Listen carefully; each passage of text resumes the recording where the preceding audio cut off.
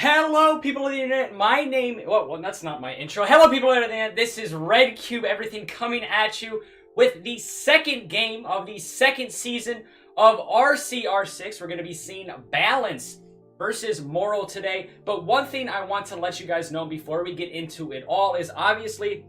because it's the first week of games. I said this yesterday, but obviously if you're kind of tuning in today and this is your first time watching the stream, I just want to let you guys know this is the first week of games, as this is kind of a little bit of a test run for a lot of new features that we want to add and a lot of new things. So if things are a little bit finicky and things are kind of slow or transitions aren't there, I apologize for that. That's definitely going to be all smoothed out as we get into the, I guess, bulk of the season, so I do apologize for any kind of technical difficulties in advance. We had a couple yesterday, but not too many, as we had a great game yesterday. But today is also going to be a great game. Balance versus moral. These two teams, well, they're nothing short of a good story. Balance actually did not make it into the league in qualifiers. They were voted in by the community. So a lot of the community loves these guys on Balance. And Moral, on the other hand, well, we know them from last year. They were in the playoffs, unfortunately exited very early in the first round, but they're back this season and ready to get some vengeance maybe. Today I am actually joined by a co-caster. I'm joined by Astro. Many of you guys should know him. He is very active in the Discord. But Astro, introduce yourself. What's up, guys? I'm Astro. I'm on Clout Gang. And he is going to be joining me for the co-cast today. Obviously, this is one of his first times. I think he, like you said you had a couple experiences like casting sports games and things like that, right? Yeah, sports games, but never video games. Yeah, so this is obviously his, I guess, first time doing this, so it's going to be a lot of fun. But just to get right into it, all of the players have already joined the match, so we can speed things up a little bit. But if we're looking at the map bans here, very, very interesting map pool actually getting brought in. We do have Border, which is kind of, well, that's it, just Border. It's just played so much. But we have Consulate and Bank in the mix. So Bank is going to be that decider, but Consulate as the first map, very interesting. That's the least played map actually in the map pool currently. It is right next to Bank as the two lowest played maps. What is your takeaways from that, Astro? Why do you think we see Consulate as the first map here? I'm not too sure about the Consulate. I know a bunch of teams don't actually enjoy playing the map at all. Yeah. I think it's very attacker-sided. Yes. And so if you're on defense first, you're obviously at a huge disadvantage. Mm-hmm. But from some of my sources, I heard that Moral is looking forward to the Bank match. Yes. I heard that they have some pretty nutty strats. Yeah, there was a scrim actually I watched of Morals where they were on Bank, and if we get to that decider map, we're definitely going to be seeing a lot of interesting strats. In that scrim, there's just very interesting things going on. But the next thing I'm also going to show you guys is the lineups for today. So Balance Gaming are going to be bringing in Spartan, Hoodie, Arctic Goal, 6, and 1 Lun. So these guys, obviously, because it's the beginning of the season, we can't really do much analysis on them. We don't really know how well they are going to play. We don't know who's the fragger, who's the support role. We can kind of get a sense of things, but because it's the beginning of the season, there's not much analytical things that we can do about that. But Astro, have you faced this Balance Gaming in a scrim before? Do you have kind of anything to say about them, or is it still kind of unknown? We didn't face them in a scrim, but we have played against them in open quals. Oh. That was the team that we actually played to make it into REDCUBE.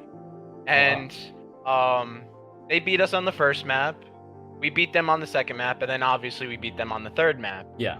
From what I remember, Spartan was their IGL, but from what I'm hearing, things have changed. But he's still going to be on that support role. Arctic Goal, he played IQ a lot against us. I'm not sure if we're going to see a lot of IQ coming out from him here, but I'm definitely looking forward to seeing these two teams get at it.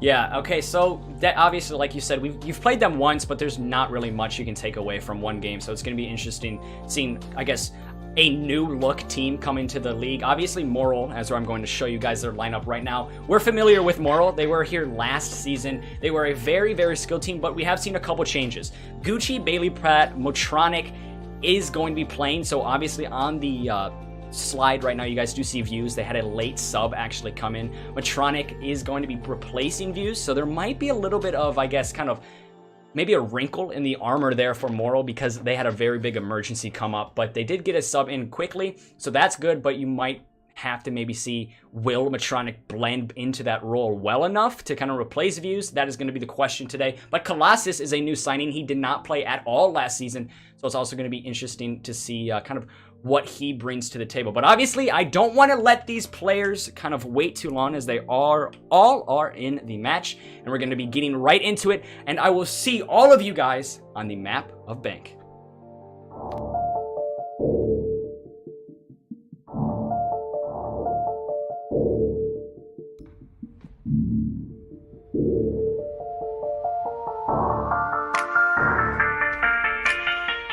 All right, ladies and gentlemen, we are here and on to my favorite part of every single match, the map bans. So on Bank, the map bans, most of the time you're always going to see a Mira, but they are a little bit more, I think, out of the ordinary, especially it being on Bank. What is your first ban? What is your predictions here, Astro? I wouldn't be surprised to see a Jackal right here.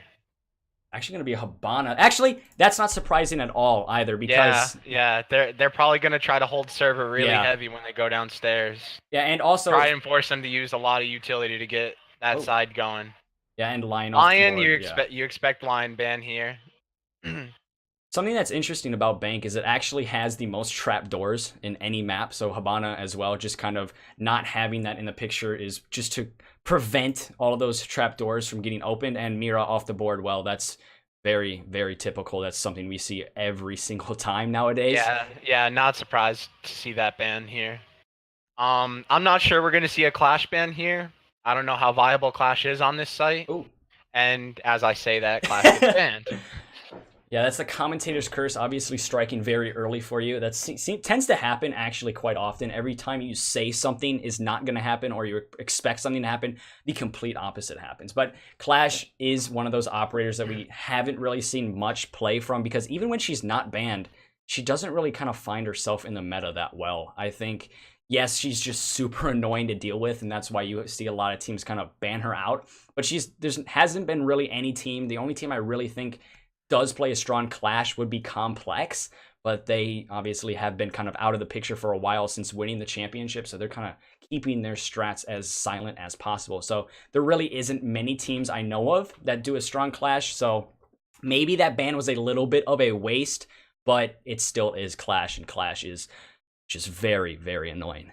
Absolutely. And like I said, there's Arctic on the IQ there. The glass pick here makes me think that Balance expects to attack downstairs, but I'm liking the upstairs pick right here. I don't know how you feel about that.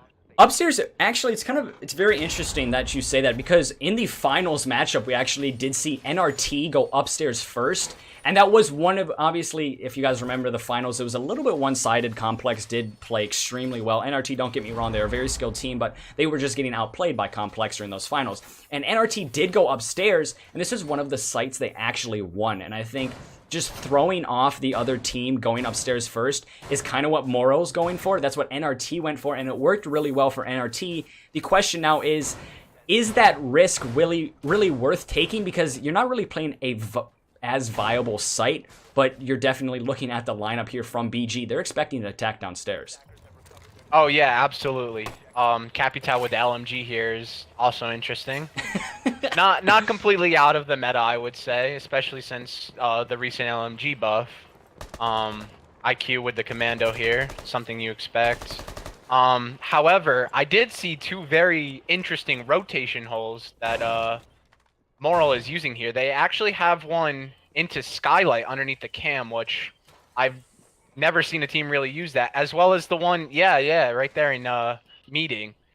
I'm not entirely sure how they expect to hold both of those, but let's see how this round plays out. Yeah, that really opens up the site quite a lot, but sometimes you do see this from teams on defense. They sometimes invite the other team into site and like force a retake, and it then kind of creates just a collapse onto those attackers. So that could potentially be the idea we're seeing here, but you're not going to have Thermite waste his utility on that wall because that wall is already open. And the thing to question here is, does Thermite even know that wall is open? Because he's not paying any kind of close attention towards it. Yeah, he can get peeked at any second here. Exactly. If someone pushes out there, oh, that's there. The ping does come out, so he is going to know about that road site.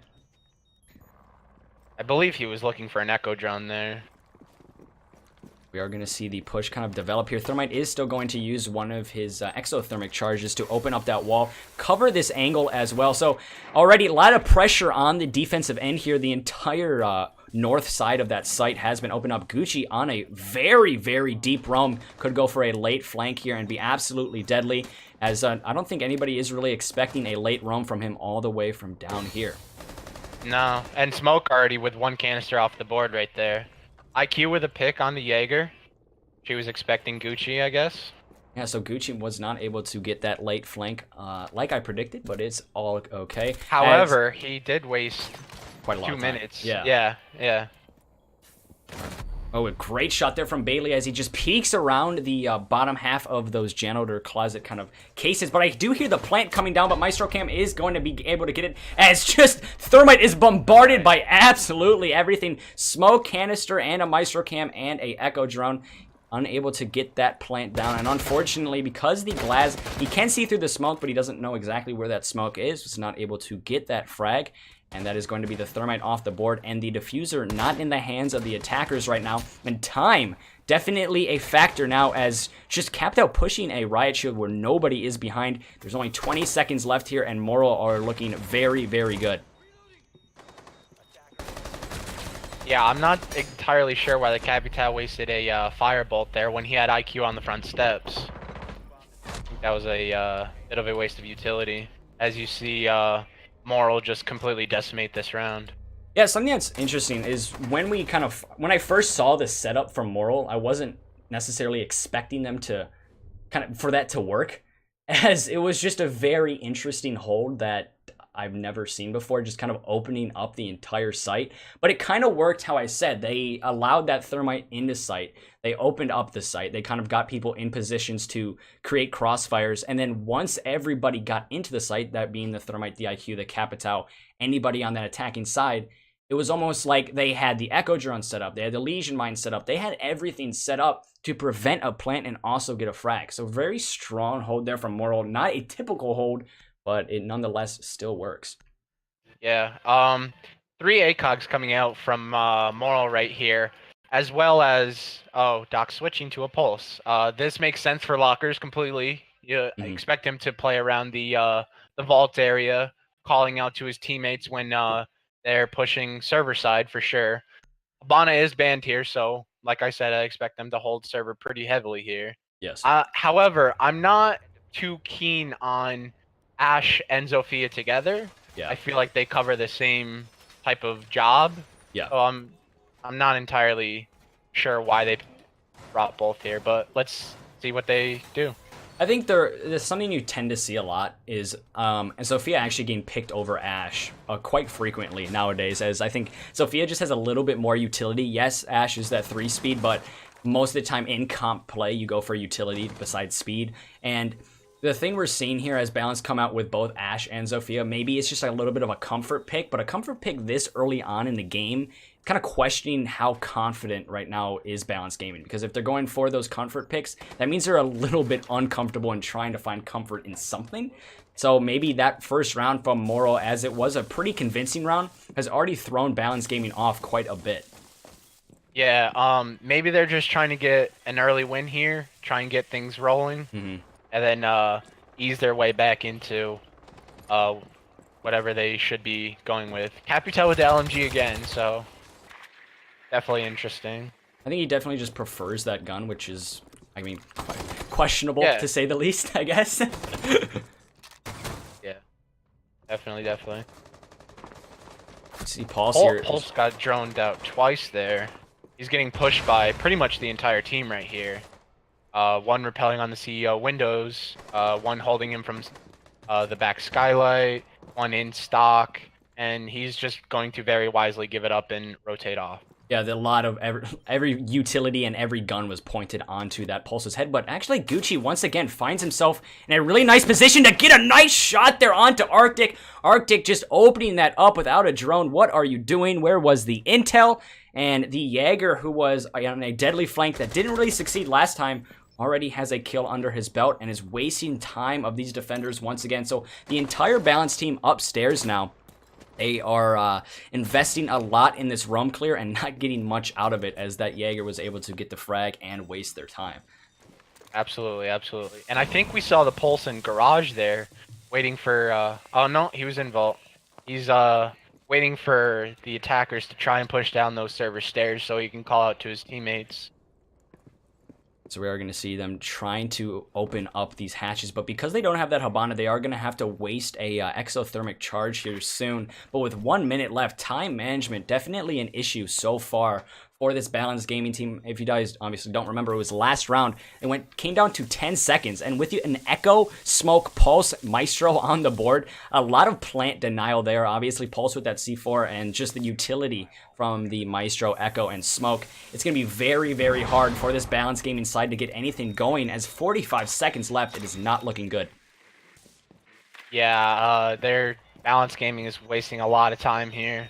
They're just now pushing down blue steps with 35 seconds. Smoke's got all three canisters still, so this isn't looking too good for balance right here at all, in my opinion. So that wall is actually soft, so Ash can open it up, but there just frankly is not enough time and way too much utility here, as the diffuser is not even near the default plant area. Balance Gaming just look completely out of it right now, and it looks like this is most likely going to go to Moral with 10 seconds left. Absolutely nothing going in their favor. Maestro Cam's still on the board. Pulse is still on the board. Everything... Pulse comes with that C4.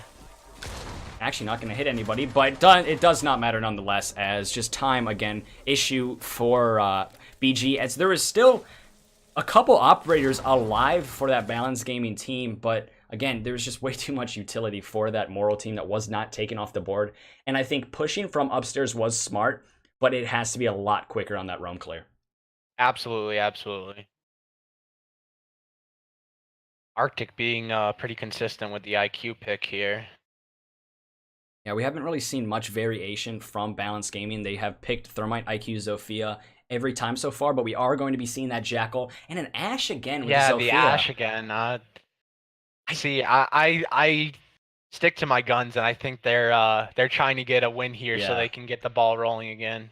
Yeah, I think they're just kind of trying to grasp onto anything that is there just to kind of get some type of confidence. But I think really Zofia Ash as a combo, it's not really the smart thing to do because there's a lot more utility and a lot more, I guess, range you could kind of go for. Maybe a Glaz or a Yin or something. But the Jackal, I think, is a smart move. Obviously, time management has been a problem for them, and getting rid of those roamers will be a lot easier with the Jackal on the board. But I'm very surprised. Why not run a Dokkaebi as well? Dokkaebi is not banned. Why not get rid of that Ash or get rid of that Zofia, put a Dokkaebi in there, and the roam clear is just kind of tenfold. It's 10 times better, and it's going to be a lot quicker. Their major problem right now is their roam clear and their time management. I don't understand why they're not bringing more operators to focus on that. Yeah, I think the Jackal here is a very smart pick. Yes. Dokkaebi would have been smart as well because she offers smokes as well as Jackal does. But like you said, they really need to focus on getting this roam clear. As we see a rotation hole being blown into the closet of open area, which is interesting. Yeah, Moral especially on that side of the closet. Yeah. Normally, if they do it, you would expect it on the other side. So Moral have definitely kind of thrown a couple of interesting defensive strats so far here on Bank. So they definitely look comfortable on this map, and that easily could just be the reason why they've looked very convincing in these last couple rounds. But also, I think Balance Gaming are making a couple questionable mistakes with their operator picks and things like that, and also just kind of the pace of how they're going about things. But we do see 6 here as that Ash. Something you need to see from this Ash, I think, a little bit more if you're going to bring it, gotta be quicker. It's the, like, arguably a 4-speed in the game because she's just so good at what she does. So I think Ash has to be a little bit more aggressive, maybe kind of force the defenders into a corner and then kind of start your push because it's just taking way too much time. Yeah. And as we see the Maestro getting Jackal pinged here, let's see if they can get this pinch going and hopefully get an early pick here. Shots there are going to riddle out from the Jackal, but aren't going to land as he's actually going to take the brunt of that force. And that Jackal ping is coming from the exact same location. I have no idea how that mute has not died, but he has. I think is that the mute? No, it is not. That is the... I think it was Maestro. No, it wasn't even Maestro. I think it was Castle then. It was Castle upstairs. But the Doc is actually going to be able to get the down there. Yep. As actually a pinch here is going to be established behind from the Ash. How did the smoke get picked up? I have absolutely no idea. Was it the smoke upstairs? Yeah, no, it was the smoke as that was getting Jackal pinged. Oh, yeah, that makes sense. And this is why they have that rotate hole. So they can barricade it off when they're ready. Yep, so having kind of everybody retreat back to site, as obviously the numbers advantage is for the attackers. They have lost that Jackal, so a little bit of utility off of the board there. But I think Jackal did do his job. Getting rid of that smoke, who is off-site, very interesting kind of spot for a smoke, as most of the time you do see the smoke focused on-site. So it's going to be all up to the last two, Maestro and Mute here, trying to hold this off and continue the winning ways for Moral. And Maestro looks away just as the IQ peaks. He runs right into Ash's crosshairs, and there's Balance Gaming's first round win right there. So they look good, but it looks like we actually are going to have a rehost because one of the players has disconnected. We could potentially see him reconnect in time. That has kind of happened before, but we are going to do a rehost. So we will be right back with you guys as soon as possible. Just play some music as we wait. So just wait a little bit, and we'll try to get this going as soon as possible.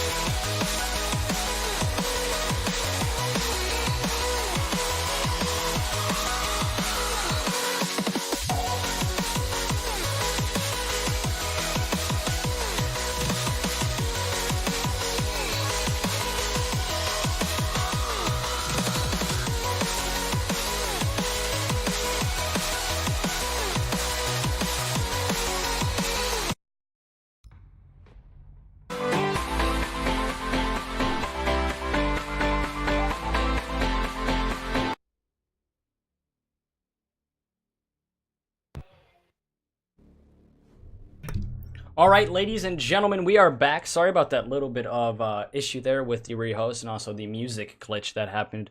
The YouTube just did not want to close, so that was just a hassle. But there's a question mark. We might have to do another rehost. Isn't downstairs banned? It is.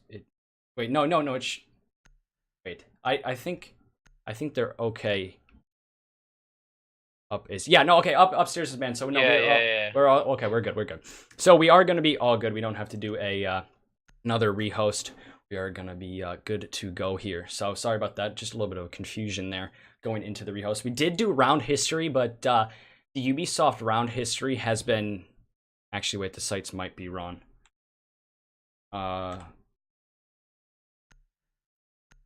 If the sites are wrong, we might have to do another rehost. So.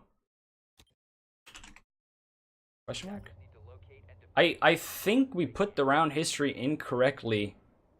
Yes. As I recall, it was orange upstairs, orange downstairs, and then blue tellers. Okay. Yeah, downstairs should be banned, but upstairs should be available. All right. So sorry about that, guys. That was just a little bit of an issue on our end. I thought that's what we put in, but I apologize for that. We will be right back as soon as possible. So sorry again.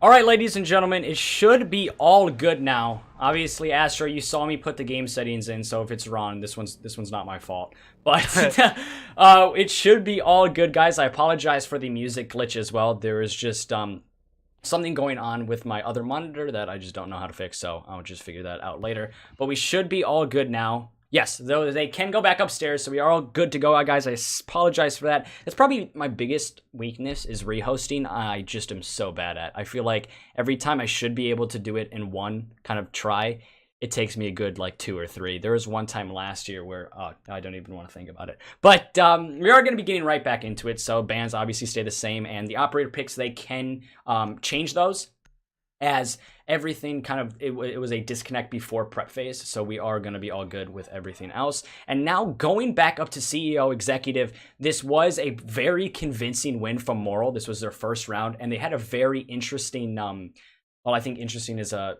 kind of subtle way of putting it. They had a very odd way of playing upstairs, but it worked. Do you think they're going to go to that again, or are they going to change it up here? Well, with the loss of Legion here, I'm not exactly sure if they're going to go with that same exact hold, but you see the castle brought out here, which could very well neutralize this Blackbeard depending on how they play him. And they do open up the same rotate hole. So now the question is, are they going to open up? I think it was the west side wall as well that they rotated in from office. That was a rotate. And then there was one more as well in janitor, but that one is a little bit more typical. But they have opened up, I think, the most questionable one, which is this kind of thermite wall. And they did open up that meeting one again. Oh yeah, so it looks like they are going for the exact same hold, just this time without a lion, and now going for a castle. Not lion. Legion going for a castle instead. So just changing it up here just a little bit, which I think is smart. Obviously, don't fix what's not broken. But in Siege, you kind of don't want to become predictable. So I think it is smart that they are bringing out the castle instead. As this time, actually not bringing the Zofia as well, opting for a Blackbeard. And so kind of maybe that Zofia play just was not working out very well for BG. I'm surprised that they had the Blackbeard spawn on the backside as well. I figured he would be spawning jewelry along with that IQ and try to get some picks from those windows. Yes. Actually, IQ is going to be the as we see IQ repelling up there on those windows.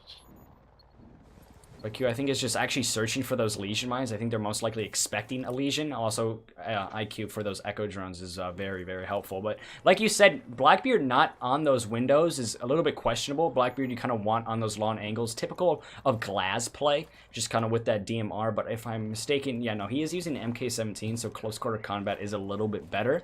But still, nonetheless, it is a little bit kind of odd that you see him pushing in. But Thermite, nonetheless, is going to open up that exact same wall he did last time. It didn't end very well for the Thermite last time, as somebody rotated out of that hole and shot him right in the head. But a smoke canister very, very early. A little bit of a questionable play there from that smoke. Wasting a canister, kind of odd there. That's actually good for balance here, as this is probably their fastest push that they've done so far. As Maestro gets downed here, I'm not exactly sure where from. That back Thermite hole. It is as one Lund the Blackbeard. Gets a kill. We're going to see the Thatcher as well pushing and just watching this rotate, making sure nobody comes for that flank. But I think it was Gucci who was on that late flank, like he always is. And it's going to be another smoke canister, but with 1 minute left, only one canister left. And also, you're not going to be able to use it because you're dead. And that's all their plant denial right there. Just like that. Still a minute left, which this is looking very favorable as Balance gets the diffuser down. Gucci with the late flank, though, gets 2. Gucci has gone on this late flank, so it is a 2 versus 3. This is definitely doable, but the diffuser is down, so time is in favor of this attacking team. Prefire is going to be coming out. He's going to give the location away, but you can't shoot through that shield. That's why Blackbeard is absolutely hated, and just this castle all left to kind of take a Blackbeard in a corner peak battle. Well, you're going to be putting your money on the Blackbeard every single day of the week. And Balance winning 2 in a row now. Very, very good. Yeah, that was probably their best push so far, in my opinion. They got everything that they needed done very quickly, very effectively. They wasted 2 smoke canisters before eventually picking him with a minute left, no less. They had absolutely zero way to stop the plant with the last 2 defenders being off site there.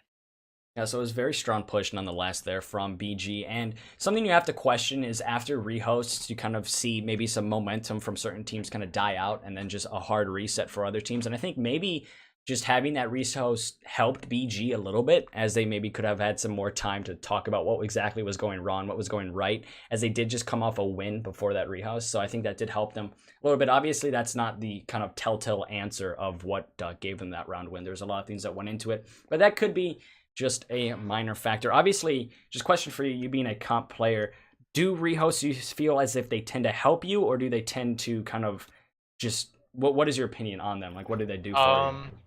I feel that a rehost, depending on what type of team you are, can definitely help, but it can also hurt in both aspects. As in that situation, I think it definitely helped BG, as we saw that round develop out, and they pretty much dominated. They were able to talk about what they needed to talk about more in depth than in between rounds, obviously. Yeah. I'm not sure what Moral talked about during theirs, but it seems to have affected them negatively. Yes. Let's see if they can readjust and take this last defensive round. Yeah, so this is going to be the person who secures the half. Yeah, I'm also not entirely sure why they felt comfortable six-picking to the Valkyrie here after they've known that Arctic has been playing IQ the entire game. That's just very awkward to me. Yeah, it's a little bit questionable, as most of those Valkyrie cams are going to get spotted out almost immediately, or just extremely quickly, as that Valkyrie cam is just easy for the naked eye to even see. So I don't quite know why the Valkyrie, obviously some extra intel, but with that IQ in the picture, most of those should just kind of get off the board very, very quickly. And we're already seeing a significantly different hold downstairs here for this entire Moral team. And I think holding upstairs is a main priority for them. As you do see the Valkyrie cams, I think all of them are invested upstairs. One is going to be in that site, but most of them, I think the 2 out of the 3 are invested upstairs, as the Jaeger's just having a lot of trouble with that drone there. As Ash now is going to be pushing through and going all the way upstairs, is most likely going to get spotted by that Echo drone. Don't quite know if the Ash knows about it or not, but whoa. This round seems to be going a lot faster for Balance than the last time they attacked downstairs. They've already gotten that default wall open, whereas last time they didn't get it open until, what, 45 seconds? It was like 30, I think. It was just, it was really, really late in the round. And then I agree with this thermite on the objective hatch here. It seems to be that they're going to go for the default server take, which is obvious because they opened up that that default wall. Looks like they're getting ready for a plant here soon too. As we see, the Jaegers are just eating up every Thatcher, but Bailey Pratt is able to get a kill onto that pesky Blackbeard. The Maestro cam is going to be off the board though. And the plant is still in the hands of this Maestro, but one zap from this Maestro cam, and the Thatcher's actually going to be dead. So this is an interesting Claymore here too. Oh, and he gets the Maestro cam there. As well as a smoke off of the board for Colossus. Again, Colossus has been really good with his smokes, but there have been a couple that have been, I think, a little bit premature. So kind of questionable there. But this Valkyrie cam in the top left corner was helping this team out a lot as another smoke. The IQ was spraying through the floor at the Valkyrie. She knows that she's up here. She saw her on the cams on her gadget. Oh. So obviously not a lot of time being wasted because the roamers know exactly where they are. I'm surprised we haven't seen this plant come down from this thermite. He's just waiting out. There's only one smoke canister left. He's going to be distributed here, but that won't last 10 seconds. But they have to get rid of that Echo drone as well. He missed it. He missed it. Oh! It actually could come down, but it does not matter. How did the Claymore not get him there? Did they destroy the Claymore? I have no idea, but Matronic... Wait a second. Was that an ace? No, Matronic got a 4K. Matronic got a 4K that round. But very strong play there from Matronic. I was putting my money on Balance in Gaming almost the entire time there. Everything looked really good. Fast. They knew that Valkyrie was off site. Plant was going down. They had a Claymore ready. No Maestros, no smokes. I'm actually surprised to see Moral pull that round out here as we see the sides change. It just seemed Balance Gaming kind of had a major collapse at the very end there when the Echo drone wasn't getting spotted out. And yes, don't get me wrong, IQ pushing that Valkyrie was really smart because they knew Valkyrie obviously is off-site. That means you can kind of get a better plant down, but you need that IQ to get rid of that Echo drone just a little bit quicker. Obviously, Echo still missed his, I think, what is it, Sonic Boom. and it didn't really have an effect, but still, and nonetheless, though, there was just great individual skill there from Matronic as that Maestro can, 4K almost back to back to back to back, and it just completely shut down BG, and it really kind of awoke that Moral team because that nothing was in their favor. Absolutely nothing was going for them there, and in the end, they were able to pull it out, which is very impressive. Yeah. You see a Montaigne pick coming out here. They expected them to go downstairs, or they possibly expected upstairs too. Montaigne is pretty viable on the top floor, in my opinion. Yeah. But I definitely don't think they expected this Teller's hold at all. Yeah, Tellers is a very, very odd first round hold for defense because you're, like you said, you're expecting upstairs, you're expecting downstairs. There's not really an in-between, but obviously Balance Gaming are going for that in-between, definitely going to throw off this Moral team quite a bit. And we've seen Monty play from the old Penta during the Invitationals against EG on Bank. It worked very well for them, but Penta are also the best team in the world, so will this Monty play kind of work for this Moral side? It's going to be a little bit questionable. You have to have a really skilled Monty, and we all know Gucci was actually an all-star last year, so he's a very, very skilled player, so if anyone's going to do it, it will be him. As well as he's bringing out the Magnum here, which you don't see too often on Montaignes anymore. I'm actually interested to see if he can do what he's required to do. Yeah, obviously with that Magnum, only 6 rounds, but it does hit hard, and it's just insane recoil. But somebody's actually in elevator. Yeah. So could we potentially see that peek onto that? The Echo drone. He's not very smartly not going to go for the kill on the Echo drone. Yeah. As he gets stunned here, and Hoodie brings his drone back. It's going to be that Doc there contesting the Monty, just trying to slow him down as much as possible. A lot of focus is on this Gucci player, but good shot there from Spartan onto Lax. That's a huge pick. Was that the Zofia off the board? Hoodie as well. Sledge's off the board too. And Arctic getting another one. Off the board too. As just like that, it's going to be all up to the Monty. Montaigne is all by himself. Just like that thermite. Wow, now. Nice shot on the thermite there. Yeah, Montaigne's all by himself. This is not looking too good at all. And wow. As you see there. Wow. That was rough. That was very rough for yeah, I think Balance definitely got the better side of their, their rounds there. I think they threw them off quite a bit at going Tellers, like we mentioned as well. Yeah, it was as Matronic is saying about the Commando Pro is going to be on because of that very long distance knife, but nonetheless, that was just completely all BG there. It was one after another. It was just death on top of death, pushing that upstairs. Literally 2 operators really kind of completely took down that entire push from Moral. As you saw Zofia go off the board so early to a very nice shot. Then you saw the Sledge go right after her, so big utility operators off the board. Then Jackal. And then Jackal, yeah. And then Thermite. And then Thermite, and now as a Montaigne 1v5 with a Magnum. Good luck. Not looking too good for you. Yeah, better make those 6 rounds count, because all 5 of them have to be headshots. So it's not looking good there, and we actually are going to be seeing it all tied up now here, Balance and Moral. And this is kind of something I expected. I expected this to be a very, very close game because both of these teams kind of have the same story behind it. They're kind of, I think they're very, very almost identical teams, just kind of the way they play and just like where they're at in skill level and things like that. So this is going to be a very, very close game. I think it's going to be close the entire way through.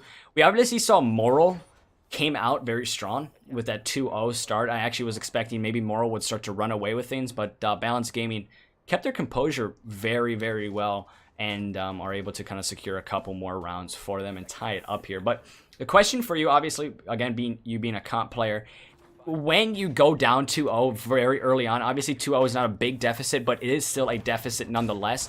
What do you have to do as a team to kind of come back from all of that?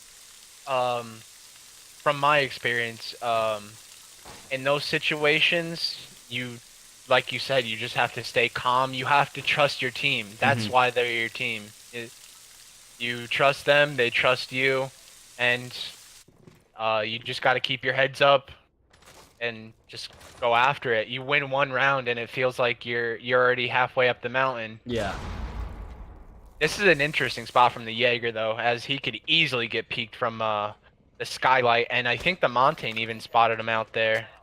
Yeah, you think he did. I think Monty is going to be calling that out for his team. As yeah, the pre-fire there from the Zofia is a little bit off, but it is smart nonetheless, just to kind of put some pressure onto that Jaeger. As Jaeger is in a really odd spot, as like you said, he's just kind of in the middle of this hallway. Somebody can come right behind him, but he is going to smartly kind of pick his battles and go back into sight. And never mind, he's going to go right back outside and contest this angle just a little bit more.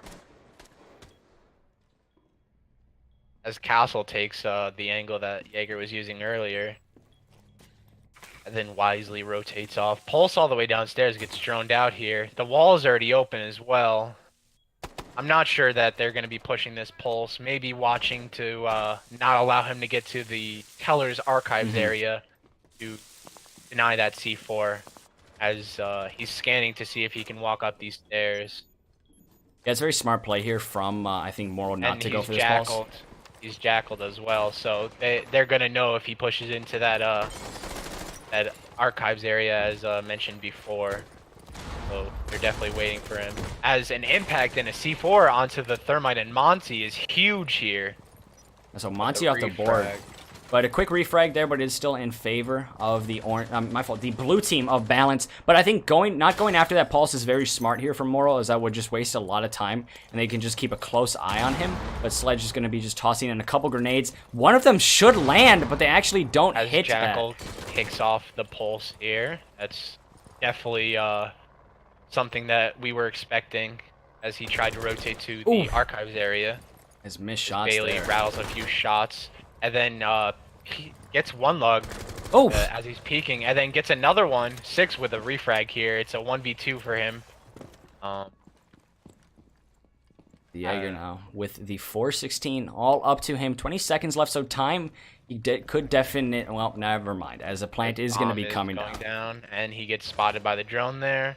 One jumps out the window and is going to be rappelling back up, and he gets the frag there. I'm not sure why they weren't expecting him when he was spotted by that drone previously.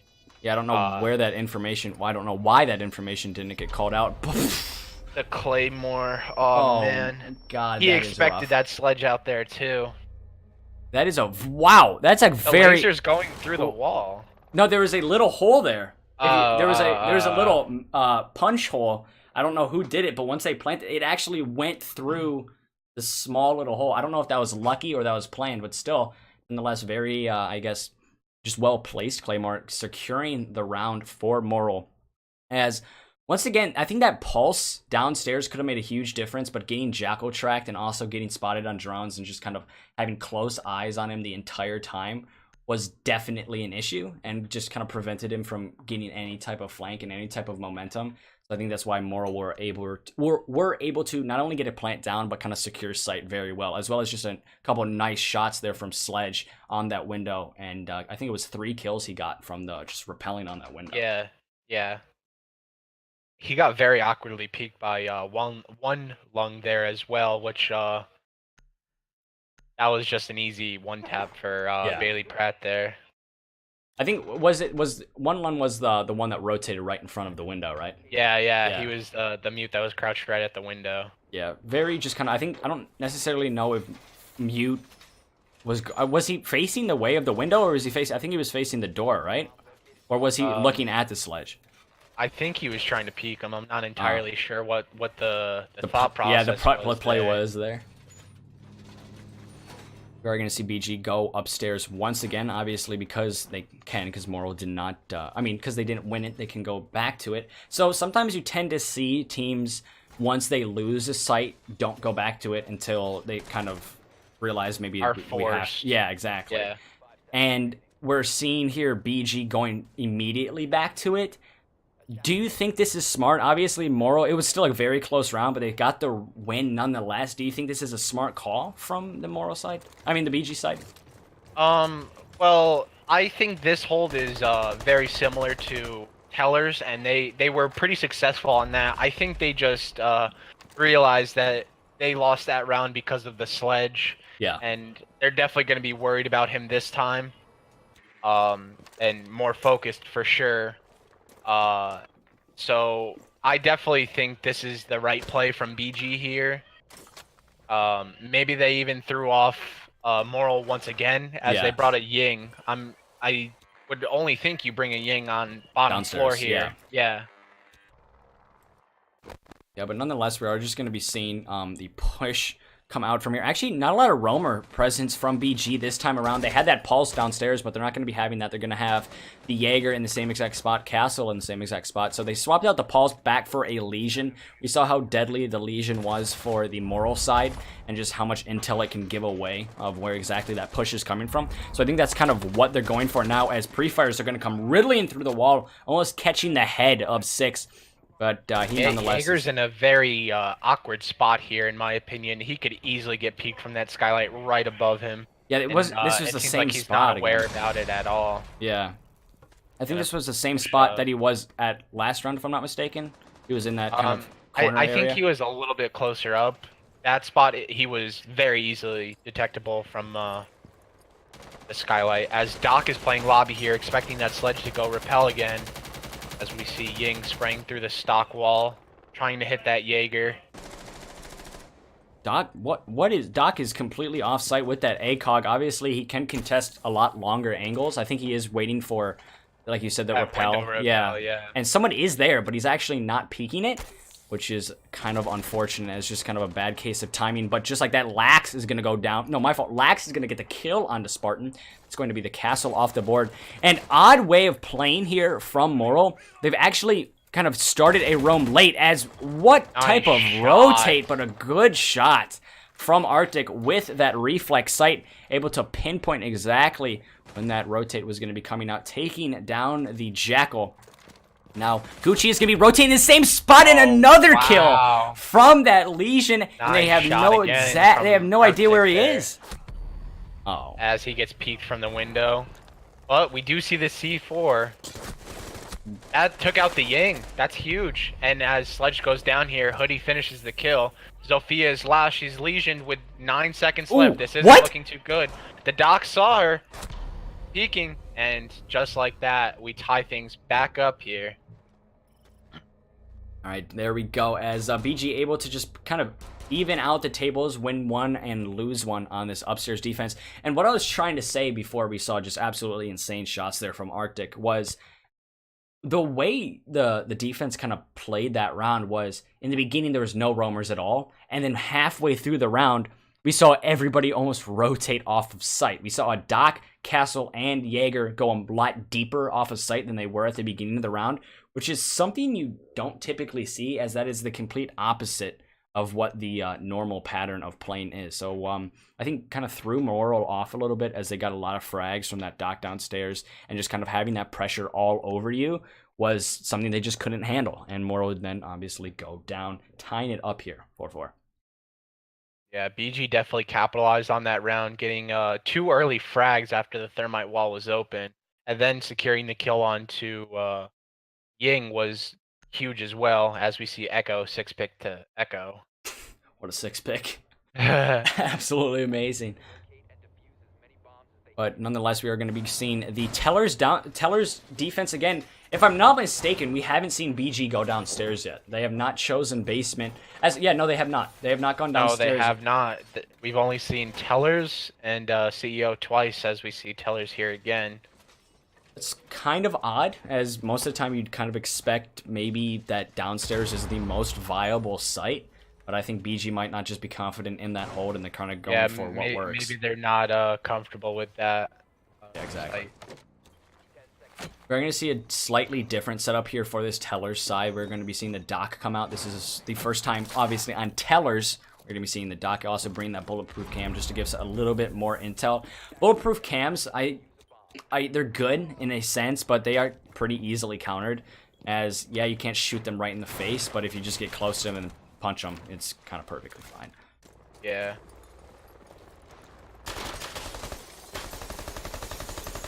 So you're going to see just a couple pre-fires there coming out from the thermite just to open up that wall for the Yin so she can nice and easily push through. Oh, she missed the yokai drone. It was right next to the cam. That's unfortunate. Oh, jeez. That would have been... Oh, yeah, it's It was right there. next to the cam. Dang. Oh, Echo using a sonic boom Yeah, already. that was very early. Oh, and that was really premature. That was not even sure if he got the jackal again there, but that was way too early for him to be using either of his drones, as there wasn't even a minute wasted yet. Yeah, that was very, very questionable, but a lot of upstairs presence here from BG is definitely slowing down Moral. The fact that... Ying! She's pushing in as she gets fragged, but the refrag... Could potentially come out here as 6. He's just kind of sitting here as Bailey Pratt does get that refrag, but 6 is in a nice shot. Oh, he just misses the head. And he gets jackaled here. But Hoodie securing the kill onto Sludge himself. We are going to see the Jaeger in a very tough spot, but the C4 coming out, but Arctic getting another kill as well. And it's going to be all up to the Thermite. Is left repelling on CEO by himself. That was very quickly. We were kind of questioning the play of the Echo to kind of stun everybody, but I guess it might have worked as it just completely threw off Moral as they lost bodies on top of bodies extremely fast there. It's going to be all up to the Thermite now. He's just going to slowly push his way through. Obviously, we've seen a couple of 1v4s. We've only seen one 1v5. He doesn't notice. Oh, he gets the Jaeger. That's a nice shot there. He still has both exothermic charges as well as 3 flashbangs. He could easily win this round if he plays it out right here. He's going for the bait and switch with the charge. Expects somebody to peek him hallway. Nobody's there though. Rotates downstairs very wisely. Unsuspecting team. As Echo's on his drone right behind the wall. He gets spotted out by the cam here. That could easily be the difference of him winning this and losing this, because they know where he's pushing now with that cam and with that intel. As he just unscopes at the exact wrong time as Hoodie comes around and peeks him. So a round that I think started out very questionable. As great shot there from Hoodie onto those stairs. But a round that started out very questionable with that Echo drone getting just picked off extremely early. Ends very well for Balance Gaming as they get 4 huge frags, leaving it all up to the Thermite. And now on to match point on Moral's map of Bank.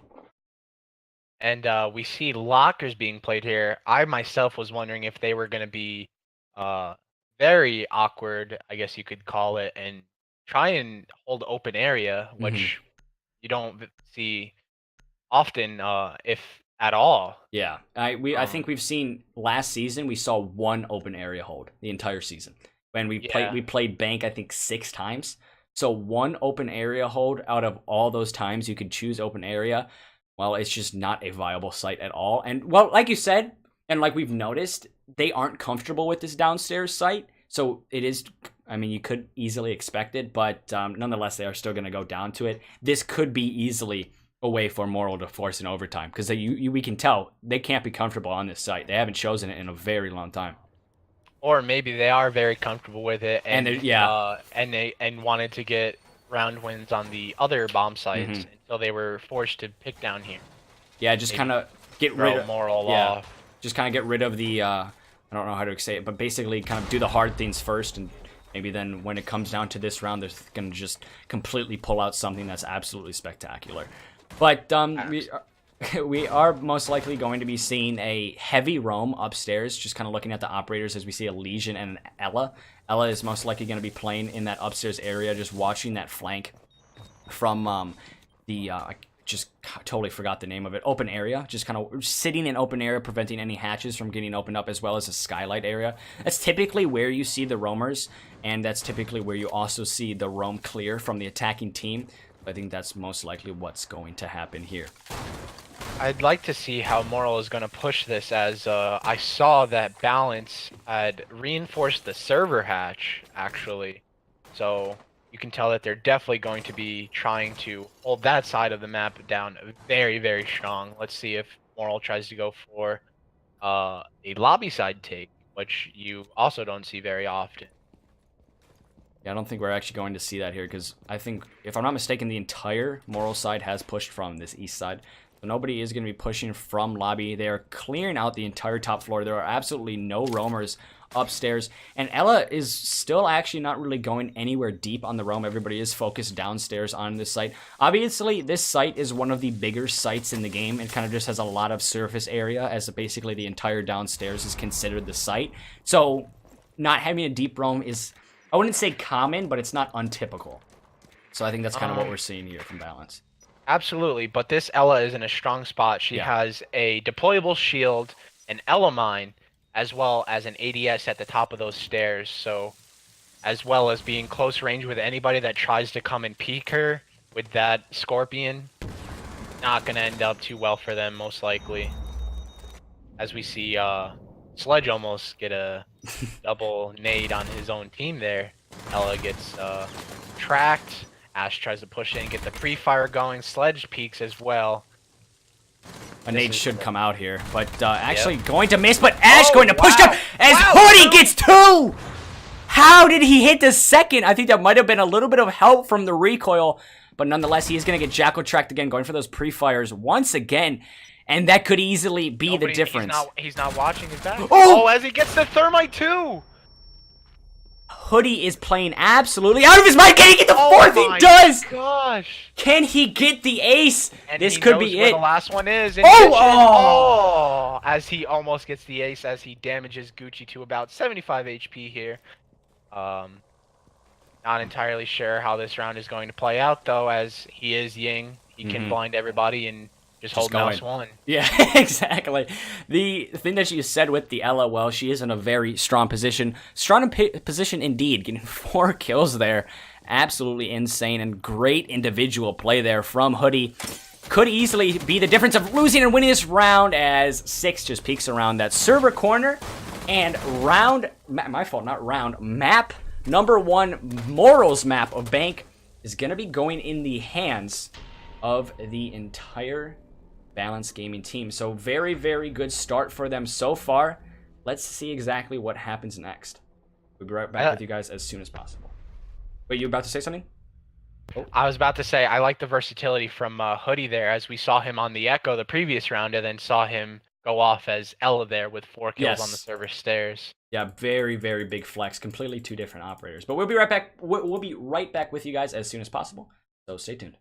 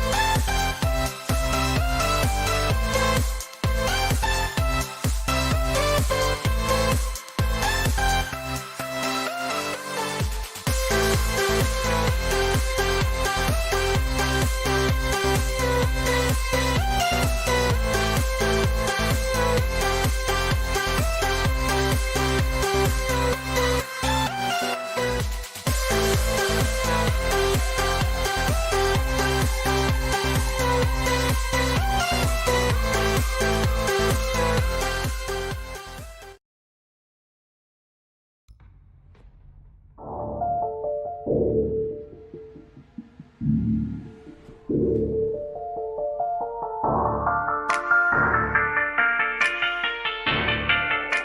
right, ladies and gentlemen, we are back. And again, I'd like to apologize for the... we've had a little bit of a scene issue with the OBS that is completely on my end of things, so I apologize for that.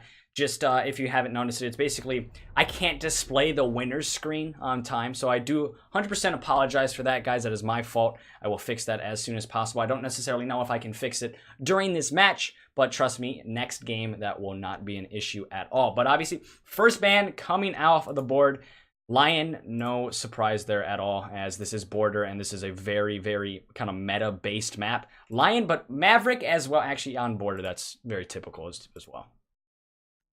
Yeah, Maverick is definitely an interesting ban here, however.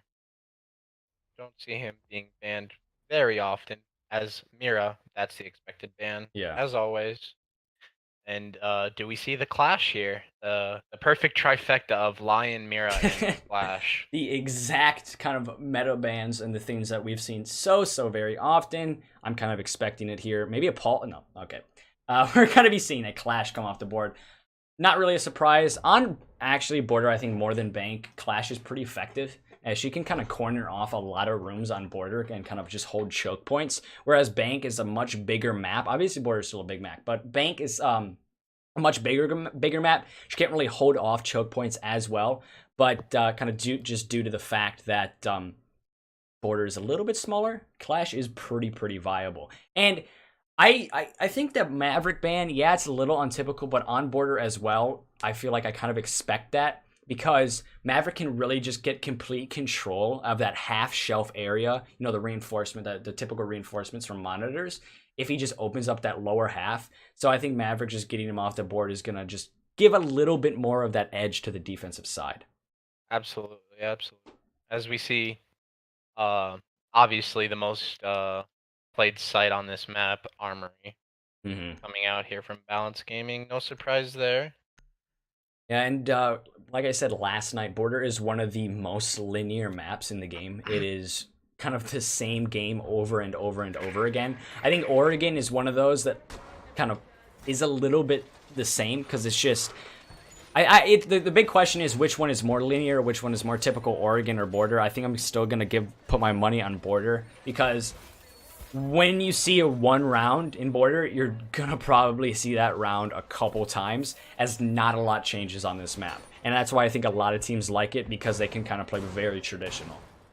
Yeah, as we see only half of the wall getting reinforced here, and the shield being placed right in front of that A bomb. Going to expect a lot of peaks to be coming out here from BG, trying to deny that that entire armory wall altogether. And that's something very odd, is because BG were the ones to ban the Maverick, and they're still opening up that wall. So that's kind of oh, Bailey right off the bat gets a kill. I think that was a spawn peek from Passport, possibly. Yep. No, it's right here. It's a very long angle. Nice shot. What a shot there from Bailey, able to land that, and that's a great kill off the board. That's going to be a visual, so a deep roamer. Don't have to worry about him anymore, as a bullet is in his head. As they already have control of East Stairs, which is arguably the easiest way to flank on this site.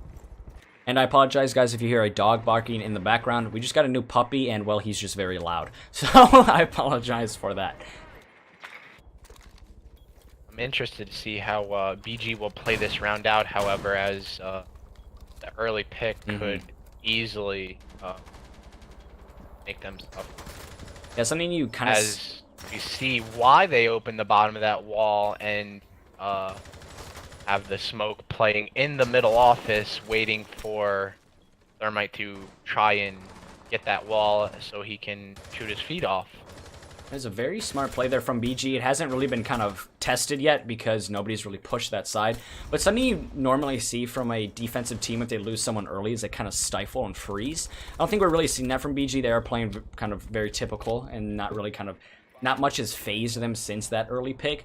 But we have seen Thermite has opened up this entire east side. C4 is going to be coming out and not going to land. A little bit of a waste of utility there from, was that the bandit? Yes, it was, but Spartan nonetheless is able to get a kill on the Lax. Right onto the Thatcher that was expecting him at the bottom of east stairs.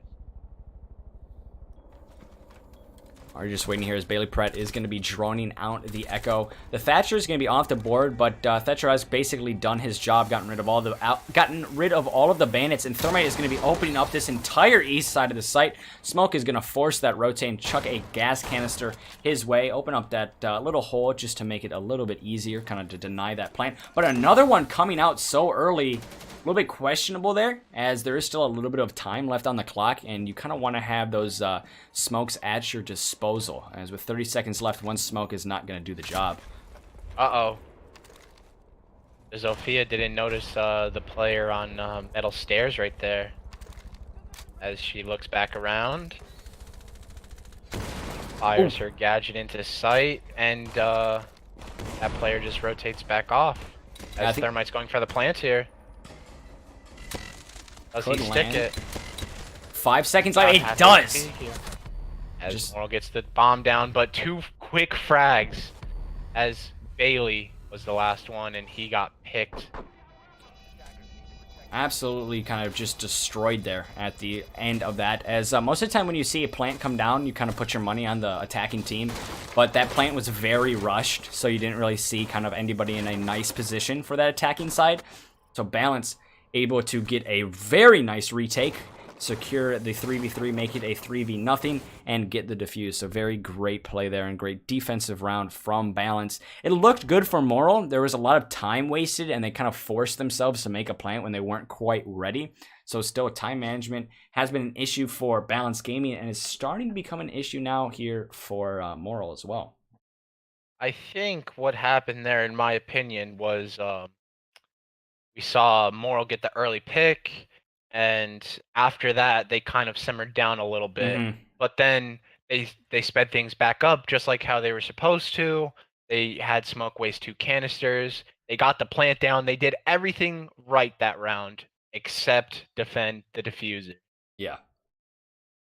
And I think that's the most important part of any post-plant situation, because if you're not defending that diffuser, well, I mean, it's just going to be either a simple defuse or everybody on your team is going to die. And that's kind of what we saw. We saw both sides of that coin, as everybody died and also a simple defuse. So definitely a lot of things that went well for Moral. But I think the most important thing, like you said, just didn't go quite well. And now we are going to be seeing the second most viable and the second most used site on Border on this downstairs area. Obviously, Customs is also downstairs, and so is Bathroom Tellers, but you're most likely not going to see either of those unless a team is forced onto this. So if we do see BG win here, we will have to see either Customs or Bathroom Tellers. Most of the time, it's Bathroom Tellers that is the preferred site. Sometimes you do see Customs, though. In most scenarios, if you have Mira available, I feel like Customs is definitely the superior site over Bathroom. Yeah. But as we all expected, Mira was very quickly banned by Moral here. Yeah, it's but interesting. I am interested for the REDCUBE here. This is the first round that we're going to see her. She's definitely offering the same role as Jackal, as he's testing recoil mid-game. Okay. She does offer smokes, as does Jackal. However, I think if you use her correctly, she is superior to Jackal, as her phone call is continuous. Yes. If unanswered, as Jackal is a scan every 2 seconds, I believe. Yeah. Wait. Yeah. 2 seconds. Yeah. As Moral gets control of East Stairs fast as well this round. However, no quick pick on that Vigil this round. Is just going to be looking at cams, just trying to figure out where he kind of wants to attack this defense. He's actually in a really nice spot with his peak, but I don't think anybody is really going to be pushing that side and pushing into that main doorway, as most of the push here from Moral is actually from the east side of the upstairs. So he's on the complete other side, but he still could get challenged from the rest of the Moral team who is upstairs. As you said, I don't believe anybody is going to be pushing into that front door, as it was claymored off by, I believe, Ying. So yeah, I don't expect anybody to be pushing that front door as REDCUBE gets the huge kill onto Jaeger. Vigil here is just going to be sitting here holding this angle with Spartan just kind of honing off a barrage of bullets. And a lot of upstairs presence here is definitely slowing down Moral. They're about 1 minute in, but shots riddling through as Colossus with that thermite is able to get a kill onto Spartan. So that's going to be the castle finally off of the board. Vigil, though, still upstairs. I don't necessarily know if his presence is known. And that could be definitely the difference here, because if you can get a flank or just get a one frag here, time is already so low, that's definitely going to freeze the attack significantly for this Moral team. He's on his Vigil scanner here, so I expect that they believe he's dropped into sight through that hatch available to him right there, as he is REDCUBE, so he is going to very wisely drop here. However, he did pick the Aoeah, who is very crucial, in my opinion, to get this plant down, as the Vigil, who stood on top of the server rack, gets picked there by the Sledge of Lax. So now 4 versus 2. It's all up to the Echo and Smoke. Both very good plant denial, and a frag they're coming out with the SMG from 1-Lun onto Matronic. So this definitely is looking good for the defense as Thermite gets picked with a diffuser with 10 seconds left. That's going to be it, as if you can't pick up that diffuser, as actually they're going to kill it all off, as plant is coming down, but they can't land it, and, well, pros stick it, and in that situation, you have to stick it, and, wow. 4 versus 2, everything was in favor once again for Moral. Like you said last round, everything looked perfect for Moral. It's just that post-plant, and this time, not even post-plant, they didn't even get to that portion. It was just getting the bomb down was the major problem. They had all the map control, but not enough time. That was just a very excellent execution by Hoodie, and I believe 1-Lung there to deny anybody from getting into sight, as they picked off everybody who dropped in and jumped in through the window, picking diffuser with 10 seconds left, nobody around. Really screwed that Ying right there. Yeah, that Ying was just in no position to win that, as she would have had to pull off the most amazing flick in 2 seconds ever. And it just wasn't going to happen. Nothing was really going for her. And just like that, balance able to take 2. As you called it here, Bathroom is going to be the preferred site of BG here over Customs. Yeah, like you said, without that Mira, Customs is just a complete just melting pot of death. As if a thermite just opens up one little angle into that Customs area, as I'm going to quickly just kind of say, if we see maybe a Habano or a thermite open up right here or over here, just those simple angles can completely demolish a defensive team. Absolutely. And it's very hard to hold upstairs as well when you have no Mira. Yeah. So we're going to see, most of the time on this Bathroom Teller's Hold, you see a lot of focus upstairs, because you kind of have to play this site from a different floor, which is very interesting, kind of an odd concept, and that's just because there is no direct rotate between these sites. You have to go through this kind of hallway in this corridor, so the best way to actually rotate into site is from the upstairs through this hatch, or kind of just holding it from the upstairs, and that's why you see Castle is going to be just giving as much, I guess, backing to this upstairs hold as possible. Yeah, he's just going to be beefing up those barricades into castle barricades, trying to slow down those defenders, as they only have, well, they do have a sledge, so I guess he can pretty easily eliminate those castle barricades, as looks like we're going to see an armory into archives take here. Very interesting way to push this site, in my opinion. Drone going out. They know that they have all of armory control, as archives is castled, shooting at the ping. Unfortunately, none of those shots are going to do not connect. So you see another ping into fountain. The barricade gets taken out by Aoeah rather than the sledge. Interesting use of utility there.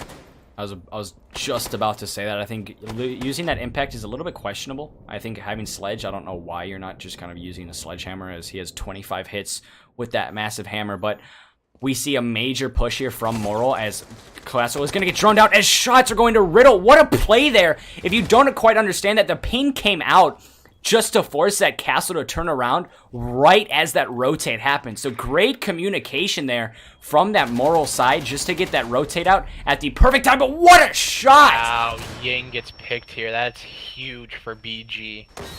That was a very effective trade, trading Castle and Bandit for Ying and Twitch, who offer 2 very good guns, as Bailey gets the refrag onto the Jaeger here. Let's see what happens as this round plays out. It's a 3v2 in favor of Moral. Let's see if they go for that outside Teller's wall, as I believe that's exactly what this Thermite is going to be doing. He's waiting for a spot, actually, on this player sitting at the window. Ooh. As I believe he downs him. No, he is 1 health. He trips over his shoelace. He is going to be out of the picture, and he doesn't have to trip in his shoelace. He gets picked from above, from the hatch. Actually, he's just downed. Oh, diffuser again! Hoodie gets diffuser with 35 seconds here in a 1v2. We saw Hoodie pull off absolutely insane individual skills. Moral got the diffuser. Lax finishes smoke with the nade here. This is going to be very, very close. Does Hoodie actually have his drone in play? He has to watch that trapdoor. It's shut! That's another defuse! With the diffuser. That is huge. Lax has to plant here. There's no way he's going to go for this frag with 10 seconds left. He has no idea where this Echo is. Echo is running in. He expects him to be behind the vending machine. Sledge peeks out. Oh! And Hoodie wins this round. There is no way BG should have won that round. Absolutely not. Absolutely not. Top control. And no, again, once again, everything in favor of Moral. But BG still winning. The post-plant and the pre-plant at the very last moments have been absolutely abysmal for Moral. Everything else has been perfect. Absolutely perfect. And then it's just that last second. I believe that one was a 1v3 as the smoke was down, so you can't really count him. That's back-to-back 2v4 and a 1v3 involving Hoodie and 1 long. Yeah, Hoodie is definitely making his namesake for the MVP for this match already, as he's played out of his mind right now. And another kind of interesting thing to note about that round is, if you heard me, I said don't peek because I'm questioning Echo. He just has to run away, and he's going to win that round. But Echo actually goes for that aggressive push onto that sledge. It does work out in the end, so he does get that extra frag, but it still is, nonetheless, extremely risky. I believe he went for the peak there. Not only was he confident in his shot, which at this point, how could Hoodie not be confident in his shot? But also, I think he only had 1 Echo drone, and it was right next to that customs main lobby cam. And he thought that he wasn't going to have enough time to rotate that drone over and secure the round win. As well as the sledge knew he was close. If he heard him hop onto that drone, he would have peeked. Definitely pushed, yeah. Yeah. I think it was a good call. Hoodie is definitely trusting his shot, as I think the rest of BG is trusting his shot as well. They're putting a lot of reliance on it as well, putting him in positions in 1vx situations quite often, but he is definitely responding to that pressure extremely, extremely well. And something that I say a lot is whenever it's a 1vx situation and x equals greater than 1, where it's a 1v2 and you win that, that's a round loss in my opinion. Oh, it was a very aggressive play. 6 for the aggressive play here. He gets Bailey to about 60 HP. Not really worth it in my opinion, as we see this double Claymore placement, which is completely going to eliminate that east rotate, as you cannot vault over. You'll die to the first Claymore. I've myself died to this Claymore, and it is quite frustrating. Yeah, it is very annoying, as you think you've passed one, and then you kind of just step right onto the other. So, very good way of getting control of that east stairs. If Jaeger, though, got that kill on that Zofia, and then traded out, that would have been absolutely... I think that would have been a huge deal breaker. That's a lot of utility off the board early, but nonetheless, Bailey Pratt is able to stay alive. But we are going to see this kind of hole come into play now, as flashes are going to be coming out. Smoke is able to land us. This is a very interesting way of holding this site. Did Ash just waste an Ash charge on that reinforcement? I think she did. I think she was getting the barbed wire out to scare the smoke, as we see a Zofia charge getting used there. onto the small part of that bottom wall. And I believe Thermite got the wall open Yes, he has. here. We see Zofia and Ying at about 50 HP each, a little bit over. Sledge at about 75, Smoke at about 75. There's about a minute left. Smoke has 2 canisters, I believe. One. Actually has one. Oh, he only has 1 canister with a minute left. However, we do have the echo drones of Hoodie, as I forget his name there. With a minute left, the Ying going to be aggressive here, trying to push in. Hoodie, or One Long, with 2 smoke kills onto the Ying and the Sledge. 3! Oh my goodness! Oh my gosh. Goodness. What is a gush? one game. What is a gush? I think I was going to say goodness, but I didn't want to be the same as you, and then I tried to change it to gosh a little bit too late there. One is able to get 4 kills that round. And again, okay, hold on. Before we talk about the gush thing again, the play from Moral, again, they got complete control of everything they needed, and then somehow BG are winning these rounds. Yeah, this is actually, I can't explain what's going on here. Moral is just throwing rounds away that they should very easily be winning, as Ying had at least 2 people blind there. Yeah. She pushed in and then just died to the smoke. Mm-hmm. I'm not sure if that smoke was blind or not. I assume not. I think he was. No, I think he was, because I was spectating the smoke, then he got yinged. I wanted to quickly spectate off the smoke because I didn't want to see a white screen. So he was blind, but because he set off the canister right before she ran in, and that's what killed her. Yeah, because he got 2 but she kills wasn't with that that canister. weak, so that's what gets me to believe that he actually landed blind, a couple shots. Or maybe he landed a lucky shotgun shot, maybe, or something like that, and downed her. Yeah, As we see the vents hold coming out again from BG. Nonetheless, that play from One Lun was absolutely spectacular. 4 kills with a Smoke. Smoke's not a fragging operator. He is really a utility-based operator. His guns right now, at the state they're at, are not good. You can argue that, okay, yeah, the SMG-12 is still very... I mean, not 12, 11 is still very strong, but after that recoil kind of boost, or well, boost kind of recoil, but nerf it is... he's not a very fragging operator. He's a lot more utility based, and the fact that you got 4 kills with him, you're not Pengu, but you're acting very close to him. So very strong play by One Lun there. Yeah, and that's 3 rounds in a row that we see One Lung or Hoodie just absolutely carrying their team in situations that they should absolutely not be winning at all. Mm-hmm. Absolutely unbelievable, as I'm not entirely keen on this regular barricade since the bathroom wall is open. Not many teams go for this style of hold anymore with the bathroom rotate, but I mean, BG just seems to be doing everything right, or maybe they're just capitalizing on Moral's mistakes.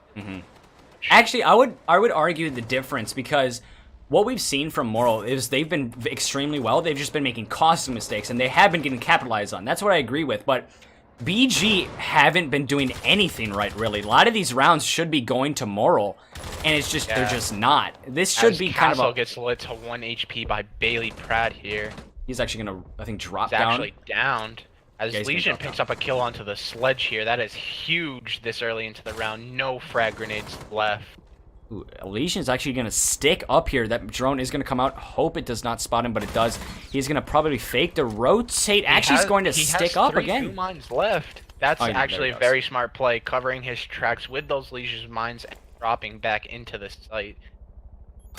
Oh, good shot there from Gucci. Gucci get a good shot onto the bandit there. Or was that Castle? That was Castle. Yeah, Castle. Yeah.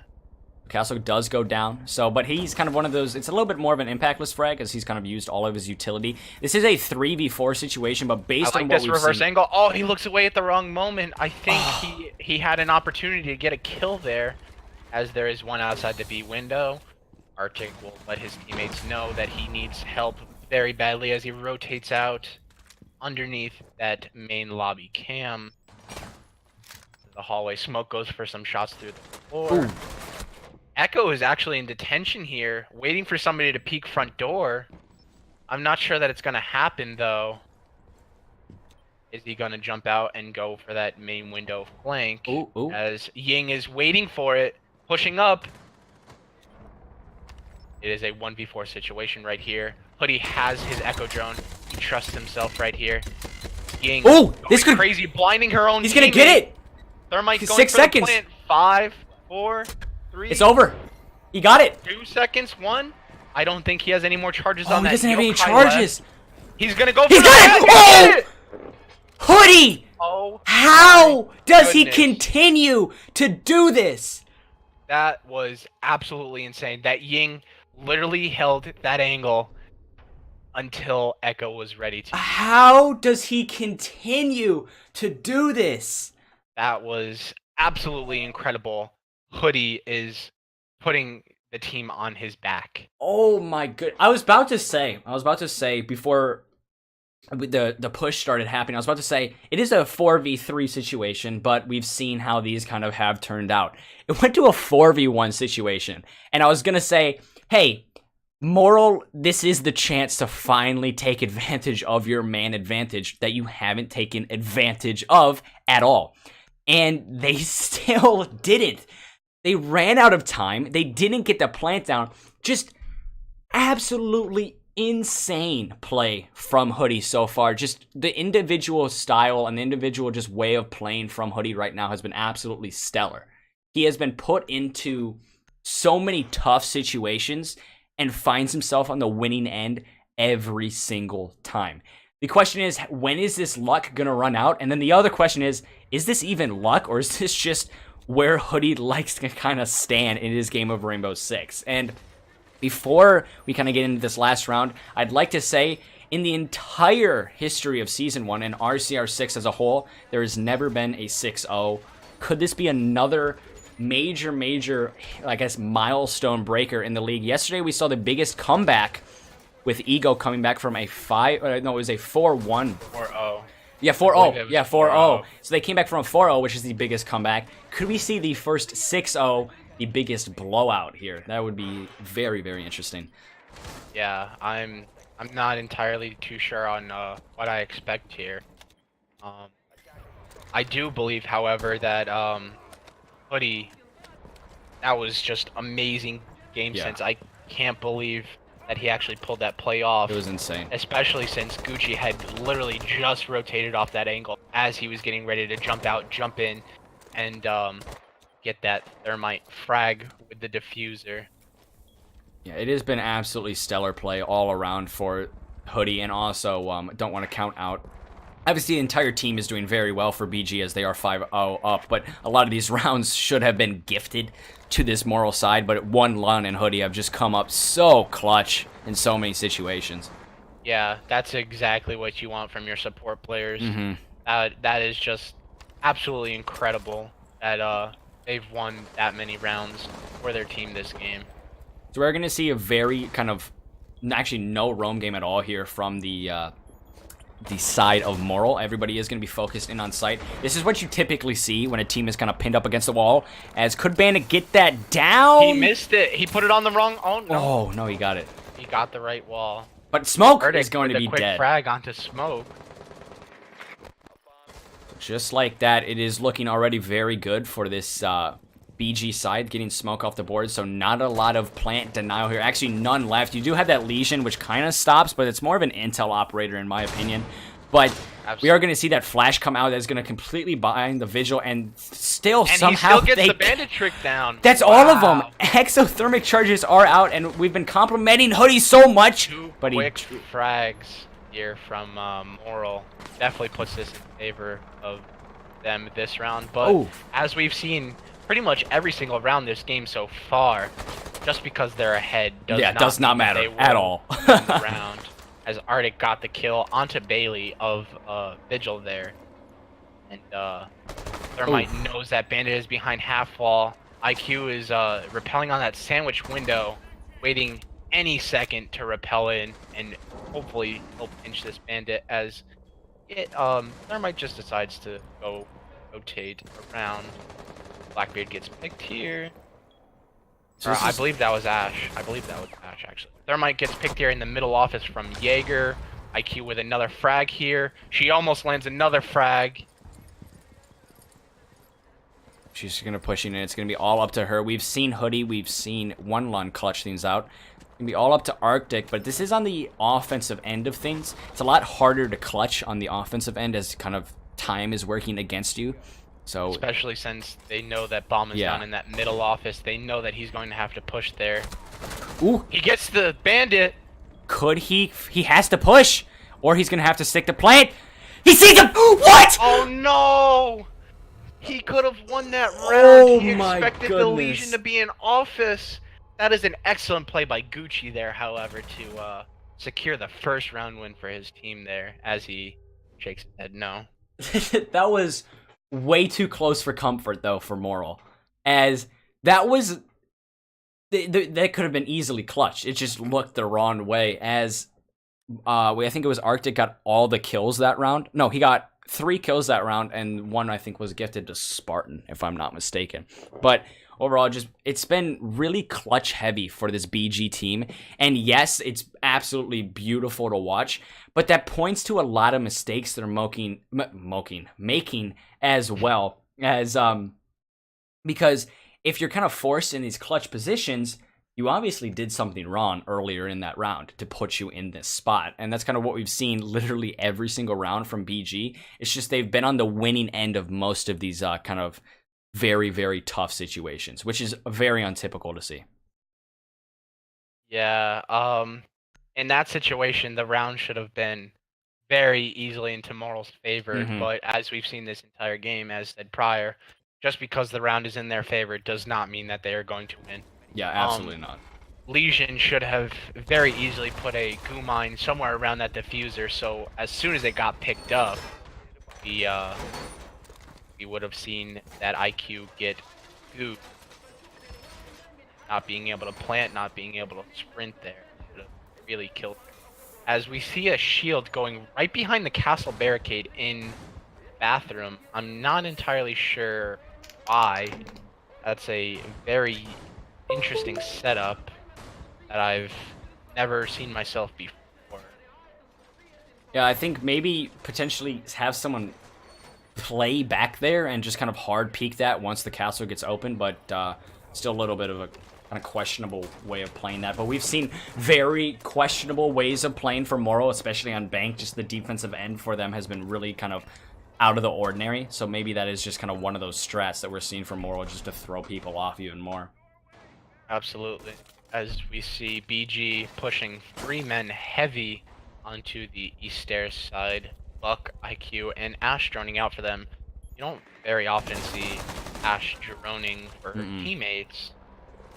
She's throwing another drone. She's going to leave that one on top of the East Stairs cam for a flank watch opportunity later in the round. Yeah, it's kind of odd to see as Bailey Pratt is actually able to get a kill with his pistol, as he was opting for the shotgun, but I am a little confused on exactly where that kill came from. Was it a run now? No, the IQ was making punch holes into that office wall. I believe he just peeked, saw the punch holes and shot. Took a shot, yeah. Oh wow, so great shot there from Bailey Pratt with the pistol, is able to find a kill onto that IQ, and that's going to allow just those echo drones to survive just a little bit kind of easier and breathe easier, as just having that kind of IQ scanner is not going to be able to kind of see exactly where those drones are located.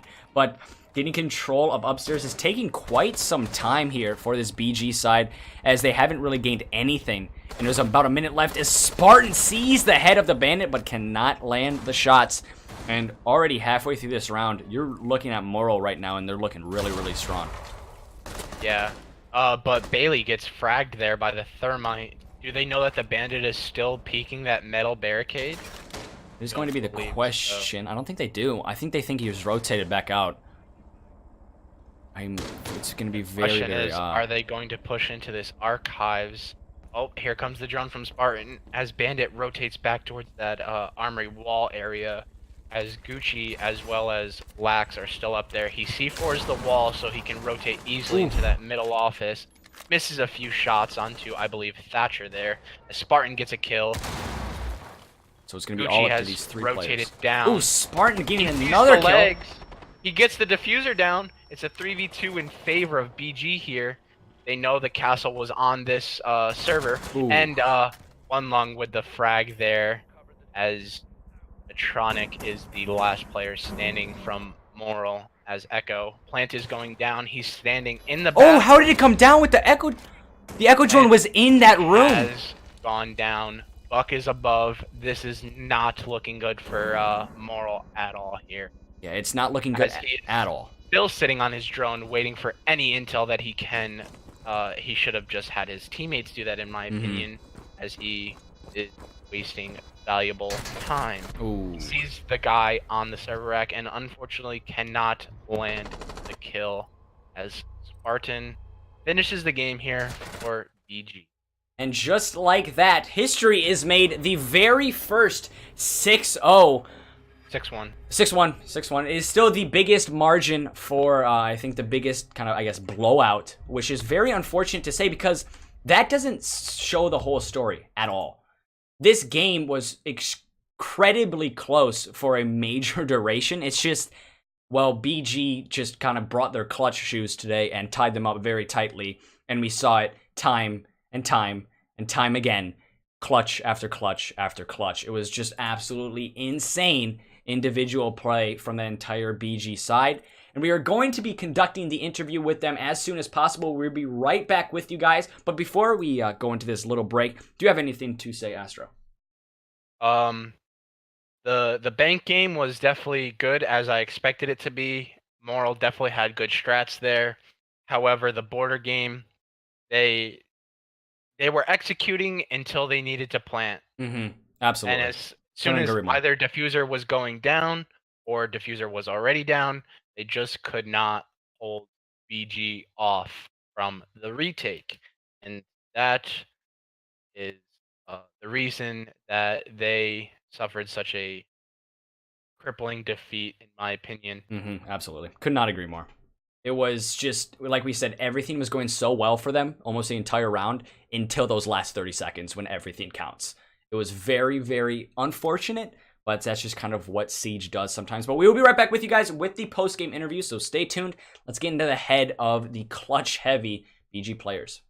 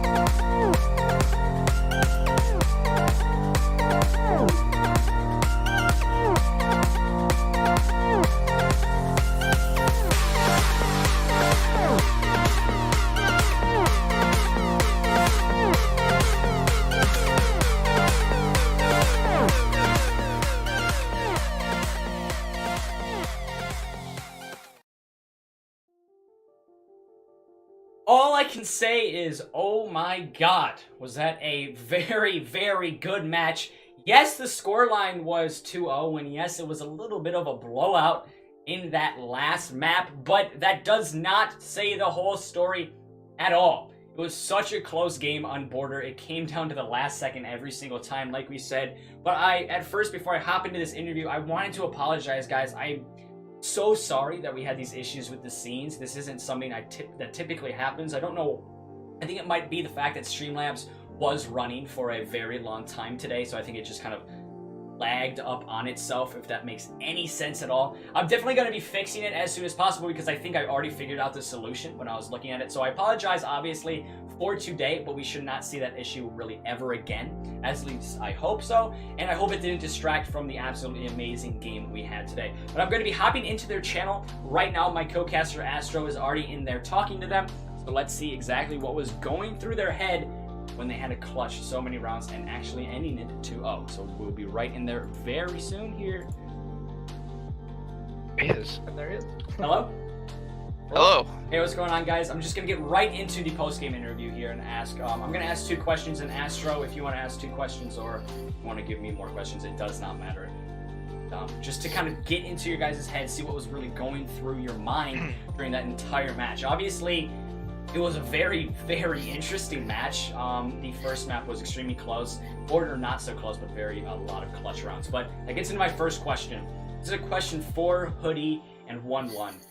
You guys were put in so many clutch positions, and you still found yourself on really bad positions, 1vx situations, and most of the time that X equaled more than 3. So how did you guys kind of keep the mentality? How did you guys stay strong in those situations and actually win it out for your team? If any of you guys want to. Go for it. One of you guys want to. You just focus on your positioning and what you're aiming at and what people are going to be pushing. Just try and focus on the game, I guess. Make sure you just don't really think about, like, you know, oh, it's a 1v3. I don't think I can win this. You just catch your flow and make sure your positioning's good. Right. And I just want to compliment you, Hoodie, on the one play with the Echo and that 1v4, stunning the Thermite twice and then kitting the frag as well. That was absolutely insane. That was IQ that isn't really kind of seen too much because it was just a perfect play, perfectly timed, absolutely amazing. And obviously, I'm not just kind of showering Hoodie and compliments to the entire VG team. You guys did absolutely phenomenal today. And then the second question I have is, coming into this matchup, you guys are going up against Moral. Moral, obviously, if you guys didn't know, but they were in RCR6 Season 1, so they are a little bit more familiar than you guys. Did that affect your style of play at all? Or did you kind of go into this like it was any other competitive match? Yeah, we kind of just keep like a level head and treat every game the same, you know? Doesn't matter who we're playing. We're just going to go and play our best. Right, cool. That's going to be, I think, all my questions. Astro, do you have a couple? I want to ask about how you guys felt about the rehost on Bank. Did that give you guys chance to talk things over more than you would be able to, like, in between rounds, mid-round, make more adjustments? It helped, definitely. This is our first like league anything. So I'm speaking for myself. I was super nervous before. I don't know about these guys. I think that definitely showed those first 3 rounds where we were down 2-1. But after that, it was definitely it definitely let us calm our nerves, and I think that shows. Yeah, we really tightened our pushes up after that because we were playing kind of like solo before. Yeah, we noticed that when we even announced when you guys brought a Zofia and an Ash together that maybe you guys were going for that comfort pick, maybe try to win 1 round, get the ball rolling. Is that how you guys felt in that situation, being down 0-2 to start the game? That was more like we needed to get rid of the Maestro cams. It wasn't necessarily comfort picks, but it was definitely, these Maestro cams are messing us up. Yeah. Let's take some soft breach because we didn't have any soft breach before. Yeah, it was definitely interesting seeing both Zofia and Ash as we discussed during the cast itself. Thanks for clearing that up. We figured it was more because you guys just wanted to get that first round under your belt, get that first round win, hopefully get the ball rolling, and it seems like you guys did exactly that Yeah. on Bank and Border as well. Once you guys started winning, there was pretty much nothing Moral could do. Absolutely spectacular, especially on Border. You guys came out just guns blazing, hot as a pistol. It was great. But Astro, do you have any more questions? No, that was it from me. All right, guys, then thank you so much for sticking around and answering these questions. We really appreciate it. I hope you guys enjoyed, well, Spartan, I don't know if this applies with the rest of your team, but Spartan and also the entire BG. But hope you guys enjoyed your first RCR6 match, or your very first league match, that is. And thanks so much for sticking around. Thank you, sir. That was it was real fun. Thank you. Yeah, thanks, man. Thanks. All right, guys, that is going to be it from me today. So that was just one of the most entertaining games we've seen in a long time. I'm actually going to try to hop into the channel with Astro, as I'm going to quickly call him and make sure that he can get his closing remarks in as soon as possible. But that was an absolutely amazing game, guys. I appreciate everybody for tuning in. And I do apologize. We had some technical difficulties with the stream and also with Discord. So sorry about that. Hope it didn't distract from the match at all, as that was just just such a good match. It was really entertaining to watch. But those are really my closing remarks. Astro, do you have anything to say? Bank was definitely interesting. Border was, in my opinion, the better game. Yeah. Even yeah, though for it was 6-1, it shouldn't have been 6-1. No, not at all. Not even It close. was. I think that was definitely the more entertaining game, and the score doesn't represent that Not as at all. you would expect. Yeah, especially also that's 2-0. That's kind of unfortunate because, I mean, if you're looking at the Twitter, if you're looking at the website, which I recommend all of you guys, if you need update schedules and update standings, they're all live on the website, and they will also be posted on the Twitter as well. So make sure you guys follow that, as well as vote for your MVP. I think me, as Astro, obviously I don't want to speak for you, but I think my MVP is going to Hoodie, as he was just absolutely insane today. Yeah, absolutely. I think Hoodie deserves MVP in this scenario. Winning multiple rounds for his team on both maps, no less. Let's not forget that amazing 4K he had as Ella on the server steps on Bank. Right. I forgot about that. I'm not going to lie to you. I forgot As about that one. as well as multiple clutches, including an insane 1v4 Yeah. that should not have been won on Border.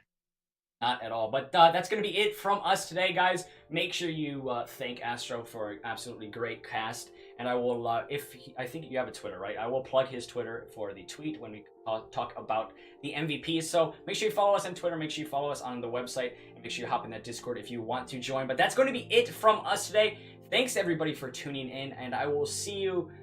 That actually reminds me. Tomorrow, guys, there will not be a league game casted. And the reason that is because I've actually been asked by the official Rainbow Six Discord and the people in their Discord to stream one of their tournaments for them. So I actually will be streaming that, and that will start at 1 o'clock Eastern time tomorrow. I might be joined by Astro again, but I know he does have a game tomorrow. So probably not. I don't know exactly. I actually don't have a game tomorrow. It So got pushed to Sunday. So I might be. I will most likely be. I don't know. We're still up for debate. Joined by Astro tomorrow, but unfortunately no league matches will be casted, as I was just personally offered by Rainbow Six, and that's a huge honor, and I'm very humbled by it. So make sure you guys tune in for that tomorrow. It's just kind of maybe a little bit of a change of pace for you guys, but it's going to be absolutely just a great fun tomorrow, and I appreciate everybody tuning in. That's going to be it, guys, tomorrow.